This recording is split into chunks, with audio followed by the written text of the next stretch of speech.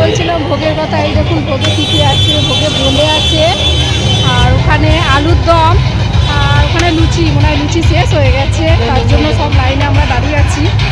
এই যে এখনো পর্যন্ত লাইনে আমরা সবাই দাঁড়িয়ে আছি, প্রচুর লাইনে দেখুন, লাইন দেখা যাচ্ছে। এই দাদারা এনারা ভোগ দান করছেন। ভোগের না সহজে ছাড়া যায় না, আর ভোগের লোকও ছাড়তে পারছি না, সেই জন্য এখনো পর্যন্ত লাইনে দাঁড়িয়ে আছি। এই দেখুন দাদারা কত দ্রুত কাজ করছে সবাইকে ভোগ দেওয়ার জন্য। দেখুন